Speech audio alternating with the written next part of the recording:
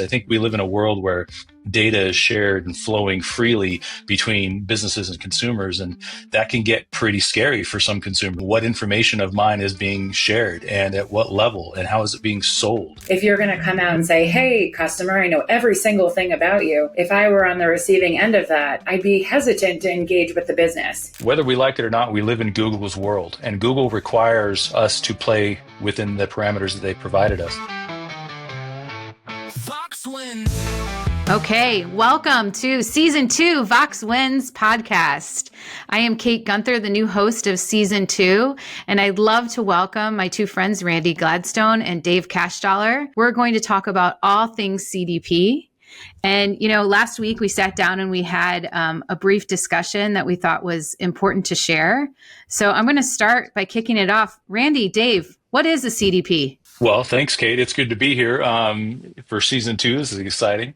A CDP is really a data ingestion tool that allows you to gather information about your customer and really help you understand your customer and better personalize their experience. But, a CDP is all about gathering and ingesting information and then unifying it into a single perspective so that it's then usable for the end user like myself to be able to operationalize whatever steps you want to put into your customer experience so that you can better personalize it and create hopefully more loyal customers. Yeah, I'll echo that. And I'm really excited to talk about this. It's a great question. And it's important to start with defining it because CDP is part of my favorite game of buzzword bingo. And so you say CDP and everybody jumps and thinks that it's all these different things. But it's really just, as Dave shared, it's a tool that organizes all of the data that you have about your customer from all of the various different areas. So it can take structured data, it can take unstructured data, and it consolidates that at the customer level. So you now have a singular unified view of what you're looking at, to Dave's point, to action on it. So I think the power is that it can take all of this information and sort of create one coherent story about your customer so you can make better, more informed decisions to action on it. Randi and Dave, I thought you had some great insight on strategy and personalization. Randi, what are your thoughts about that? I think strategy and personalization are two big terms. Personalization is a component of your strategy. What are you going to do to deliver the right content to the right customer at the right time? How are you going to customize those experiences and tailor them to make sure that you're able to understand what they're doing to motivate what you want them to do next? When I think about personalization and I think about strategies, I break it down into sort of three buckets: crawl, walk, run. When you think about personalization at the helm, it's basic. It's Dear Kate, or Dear Randi, or Dear Dave. And those are elements of personalization that are really basic, but important. We want to be acknowledged and we want to feel seen. And then when you start advancing on your strategy, you're really thinking about not only just the explicit transactional data points that you have on your customer, but more about the behavioral and really monitoring how customers interact. What are they interacting with? Where did they come from? How loyal are they? To personalize that experience regardless of where they are. And then really advanced, which, we look at all these retailers and think, oh my God, they're so sophisticated, but there are very few that are actually this sophisticated, which is the run. And it's really combining the explicit, the transactional, the behavioral with predicting the next best action, and then using that to create personalized journeys across their entire experience that's one-to-one. So it's really important to audit all of the information that you're putting into your CDP to understand what do you have in that toolkit to personalize the experience regardless of the stage. Yeah, and like Randi said, I think that understanding that data is only as good as the story that it tells, and being able to gather that information is certainly one step. And a CDP allows you to then utilize that information in a usable format. But we also, as retailers, need to understand that there's significant risks here as well. When we're talking about collecting data, whether it's first party or third party data, we've got to respect privacy and make sure that we're balancing that with some of the regulations that are out there in the world. I think we first have to identify what data is most essential to truly personalize the experience. I think we live in a world where data is shared and flowing freely between businesses and consumers. And that can get pretty scary for some consumers. What information of mine is being shared and at what level and how is it being sold? And especially in this era of AI, we've got to be careful to make sure that personalization only is there to generate loyalty, to generate conversion rate lift, to generate AOV improvements, those sorts of things. And the CDP will enable that to be able to scale that a little bit, but only if you understand as a retailer or a business, what are the outcomes you're trying to get to? And you have to define those outcomes, because data, unstructured and even structured data, is only as good as with the story that it's trying to tell. And so what are the outcomes you're trying to get to? Are you trying to understand lifetime value? Are you trying to understand your customers' buying behaviors, your customers' shopping behaviors, those sorts of things? Once you have that defined, then you can figure out, okay, what data do I actually need to collect to get to that output? Thank you both. I learned from both of you all the time. So tell me, I know we talked about challenges in our last discussion, and can you share for our network some of the challenges that arise during this process? I love what Dave said, and I think it's so critical to get it right. And getting it right just doesn't mean using the right inputs to generate the right output. It's really understanding, what is your business? How do customers interact with your product? The way you would personalize an experience for retail, luxury retail versus fast fashion, CPG versus apparel, like all of those things are so different. Fintech, Dave mentioned compliance and privacy. If you're going to come out and say, hey, customer, I know every single thing about you. If I were on the receiving end of that, I'd be hesitant to engage with the business, even though you might have that information. And so really understanding, what is the information I have and what is it going to produce, which is, what is the story I want to tell? What's the outcome I'm trying to achieve? And then using that information in a very scaled, practical way is so important. And I think, Dave, that was a really articulate way of saying it, which is, don't overproduce it. Make sure that you're really thinking about the practicality of it and right for the customer who's engaging with it. Yeah, I think we have to be careful to make sure that we're not collecting data that is not useful for the business. And to your point, Randy, I think you're making a really good point about CDPs are different. They're unique depending upon the vertical or industry that you're in, because the CDP I think we think about it generally as this marketing technology or MarTech tool that allows us to be able to find out more about our customers. But you can use a CDP in almost every other aspect of your business. You could do it for inventory management, to warehouse management systems, to operation management systems, even IT. There's a lot of ways in which a CDP can leverage value and provide value to a business. But, I think just fitting within that world of MarTech, we have to figure out, okay, what data are we trying to collect? What points are we trying to generate? And then how are we going to utilize that information? And then we can back into, okay, what does the CDP look like to help us to achieve those tasks? You've got the right team together. You're all ready to select a CDP. What are some best practices and recommendations for leaders for our network that are in this situation? I think we just hit on one. It's understand the vertical that you're in and understand the problem that you're trying to solve by selecting a CDP. At its core, a CDP is a database. And so, do you have one? Where is your data stored? Where is it coming from? What kind of vertical are you? And what are those nuances about your organization that are going to help you to understand what that CDP is trying to solve?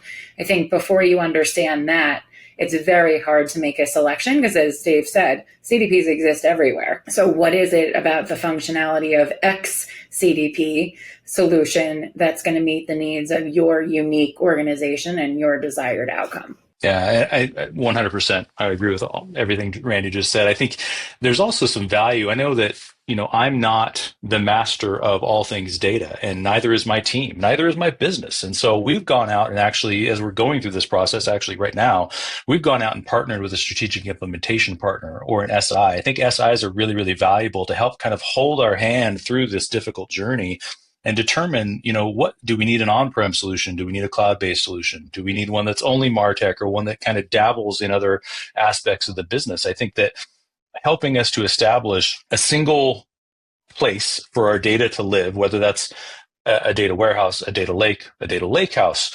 and how that's going to work, and then which CDPs, either out of the box or custom, are going to best benefit our business in achieving the actual outputs that we're trying to achieve. And I think that those are really, really important before we even begin talking about AI and how AI can help to streamline some of those steps as well to even more quickly get us to that run phase, as Randy was talking about. Just to build on that too, I think, you were talking about using resources outside the organization to help make the decision, knowing that the ultimate owners of a CDP are going to be your marketer, your data science, or your business intelligence.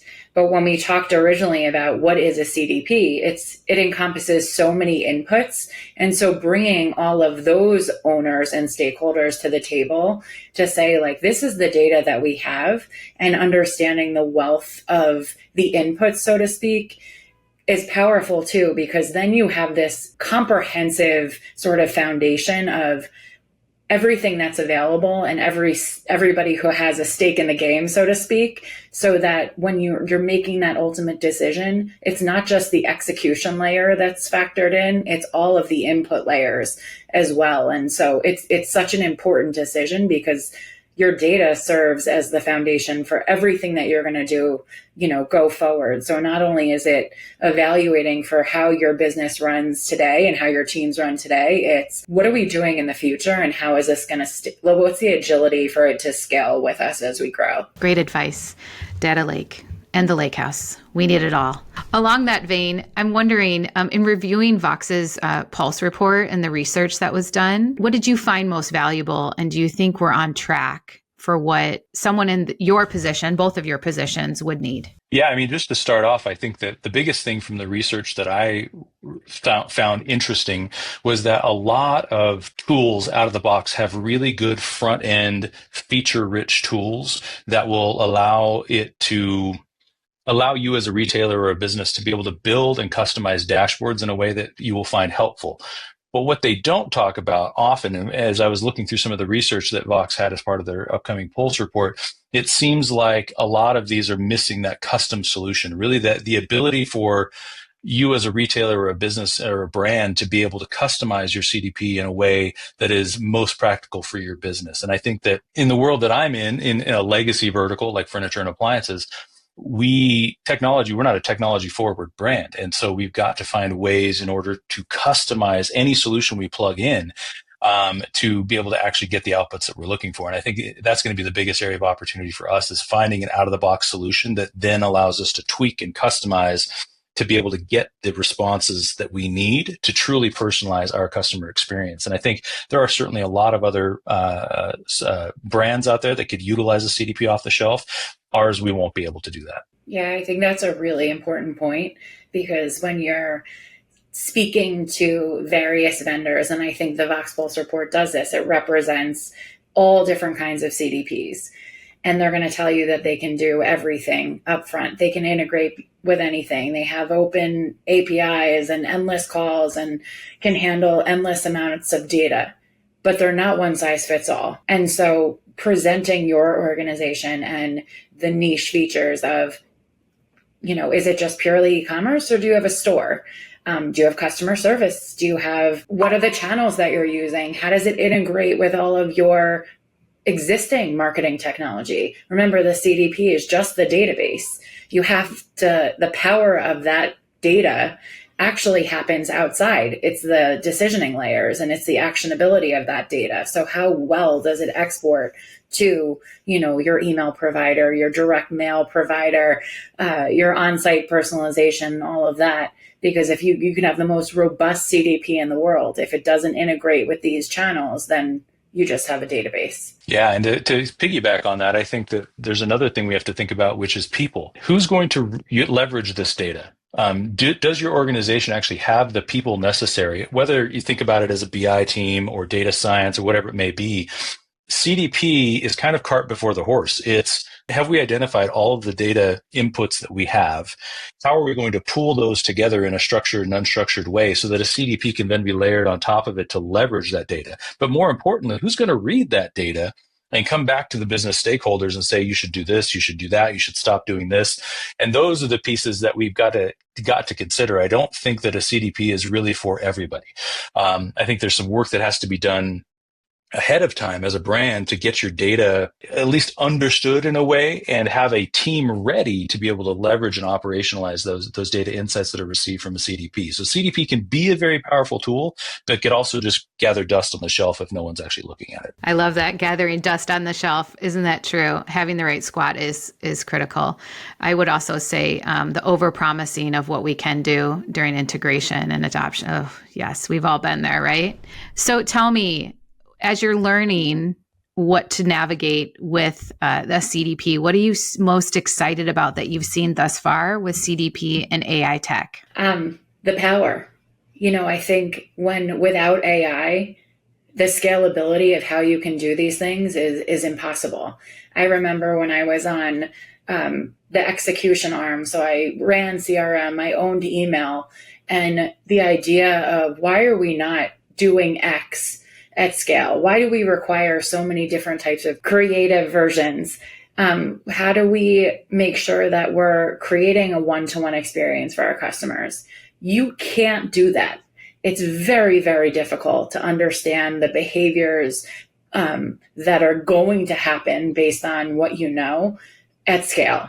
And so the power of CDPs with the AI sort of machine learning and dynamic decisioning is the fact that it now enables you to do all of these things at scale and really meet the needs of not only your customer, but your business in a way that has never been done before. So you're getting those insights in real time. You're getting the anomalies in your day-to-day that before would take weeks upon weeks to export data and give it to the BI team, and the BI team understands it, and then they go to the marketing team, and the marketing team now strategizes against it.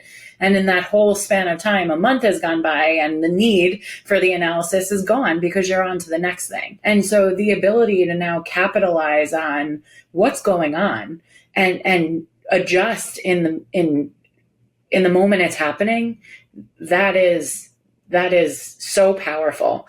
And I'm excited to see what it brings to both sides of the house, to the experience at the customer level and the efficiency at the organizational level. Yeah, I can add very little to what Randy just said, other than just to say amen.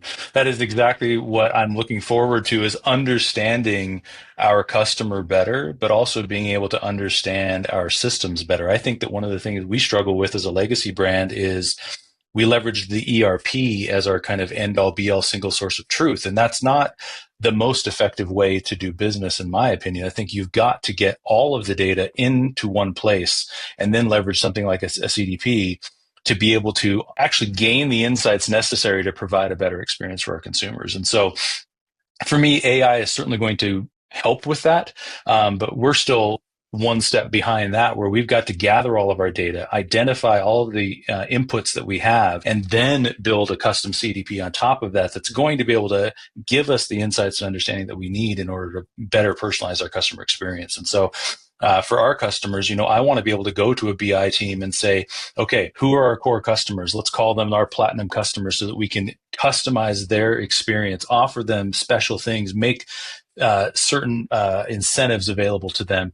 And I think all of those things are very, very important, and kind of expected and demanded by the consumer across the board. They want to understand that who they are and what their behaviors are, and they want to be rewarded for that if they are demonstrating loyalty. And I think that a CDP will help us to be able to do that. I feel like we're on a commercial right now for CDP, don't you? I mean, we could probably write the playbook for sure. If only there was just one CDP to advertise. But the problem is there's a landscape of never-ending CDP tools out there in the world. And so the question is, which one? And that's why I go back to that custom situation. The more they will give you flexibility to customize, API connections are kind of table stakes at this point. I think everyone expects that you're going to have API connections. Everyone expects great dashboarding. But do they allow you to customize so that you as a brand can actually get the data that you're looking for? And I think that that's still maybe an area of opportunity for some of the big players out there in CDP world. Yeah, I think that's really important. I think when you go down this path of whether it's a CDP or any type of marketing technology, defining the problem that you're trying to solve and staying core to that, it's going to expand. There's multiple problems. There's multiple challenges. That's for sure. But understanding where are the barriers and what are the friction points in my current day-to-day with my technology and with the execution that are preventing me from achieving this outcome, and having that as sort of your Bible of, how you make decisions go forward is how you can sort of start to decipher and make the distinction on, one CDP from another. Because to Dave's point, everyone is a CDP, everyone is a CRM, everyone can do and be whatever you want them to be. But at the core, it's gotta make you have to answer to the thing that you are trying to solve. And so forcing that upon your vendor, whether it's an RFP, an RFI, or not even in that format, and just saying, look, this is the challenge I have. How would you go about this? Is really telling for how that partner will ultimately work with you and how their technology will ultimately support what you need. Dave, I know you touched on this earlier, and thank you both. I think we talked about this for over an hour the other day and lost track of time. So thank you both. Privacy and personalization. I feel like, you've got the privacy team on one hand, and then you've got this high personalized team. They both have very strong viewpoints on how we should operate. Where have you found the careful balance in this process? Yeah, I mean, it's a great question. And especially as a brand that does business in California, which is the most difficult state. If you can be compliant in California, you can be compliant anywhere.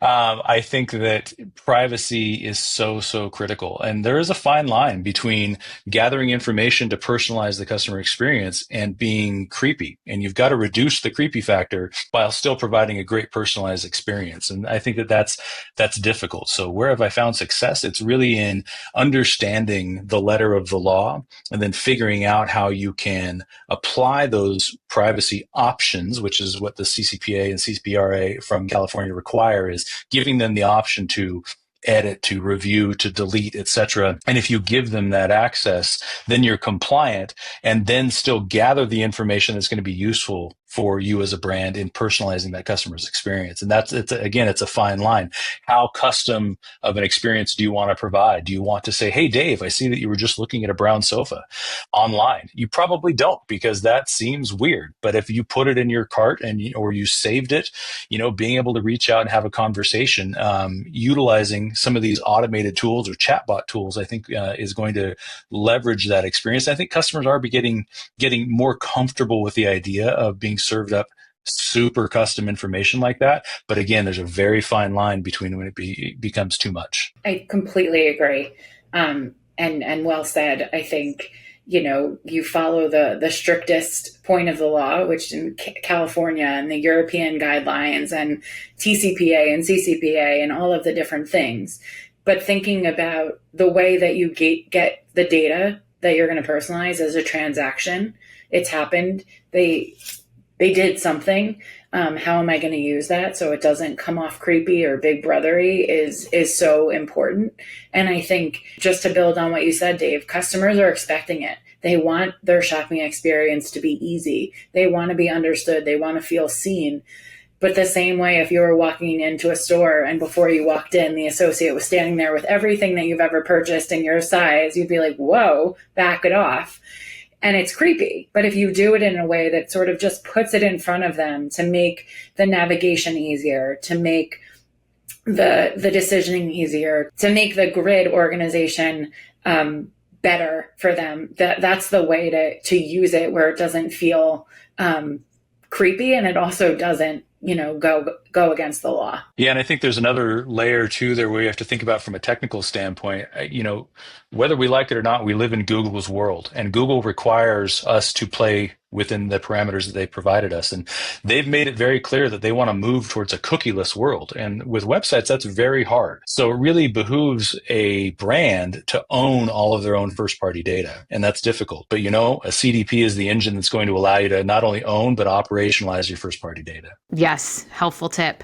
So on that note, this is my final question for you both. CDP, what keeps you up at night? Being able to gather all of the data from all of the inputs across my brand into a single unified customer profile that will allow me to truly personalize things, as opposed to what I have right now, which is part of the picture. And so I provide personalized experiences in what I assume is the correct way. And right now, I feel like unless I've got all of this data pooled together in some sort of way with a CDP providing me insights, if I only have part of the information, I'm only going to provide part of the personalization that the customer demands. And I want to do everything possible to create customer loyalty and generate customer loyalty through the personalization efforts. And so we've got to do a better job of gathering our data and making sure that it's accurate, that the insights that the CDP provides us are true insights and not guesses based on partial data or dirty data. I would find that hard too if someone wants you to move really fast. Someone, meaning the executive team, right? Wants you to move really fast, Dave. Let's make the decision. Let's go. How do you articulate that so you can pump the brakes a bit and make that cautious decision? Again, you have to stretch the rubber band out. Okay, well, in 2 years, what do we want personalization to look like? And then you have to reverse engineer it back to what are the baby steps that we're going to do. In fact, in my world, I've got about 170-page playbook that we're trying to build out over the next 5 years around a full digital transformation. But the biggest piece of that is data collection and data understanding. And so we've got to be able to find ways to do that. And we live in a very fast-paced world. Luckily, in a legacy vertical like mine, we can move a little more slowly because we've always been slow to adopt new technology, which is great because when you're not bleeding edge, you don't have a fear of falling off the edge. And so we've got to be able to slow down enough to do things in the right measured, calculated way that's going to provide the outcomes that we're looking for. And so you truly have to crystallize what that outcome is and then reverse engineer what technical steps and things are going to need to be put in place in order to achieve those. That's great. Thank you. So helpful. Randy, so in your experience with, being in this position, I mean, you had a lot of RFP and RIP information to share. What would keep you up at night, or what has kept you up at night when you've gone through this process? Yeah, I think making sure that the technology that you're putting into place, so in this case, a CDP, it's going to have and house all of this data. How can I action off of it? How easy is it for me to use? How easy is it for the teams to use? I think understanding the actionability, because the CDP is just the data layer essentially. And so you're going to have all of this insight, and how do you sort of meld that insight with execution? How easy is it to understand? How easy is it to report out to my business partners in the same way that I'm going to personalize that experience? Because the investment in a CDP is a significant one. And so making sure that you can prove out incrementality, prove out that investment. Dave, to your point, you map it out. What does it look like when I'm in month 1? And what does it look like when I'm in month 12, month 24, to show that it's not an out of the gate sprint to the end of sophistication. We're going to learn as we go. And as we learn and evolve, there's going to be optimization and there's going to be test and learn. And so, all of these things become integral components of what that technology can do. If it's just a static sort of out of the box solution and you can't test and learn and you can't construct your own measurement and you can't derive insights and, it doesn't work, then you're really stuck in these contracts with technology that is going to acquire dust on the shelf to that. To Dave's point earlier, it's really making sure that you are defining how you're going to use it and making sure that practical, tangible example of use cases that support your business are represented so that you do have a playbook once it goes live to prove out that investment over time. Okay, VOX Wins community. I just wanted to celebrate Randy and Dave. Thank you so much. I love our network of leaders, and thank you for taking time with us today to share your knowledge. And as always, VOX leaders, they're the winners.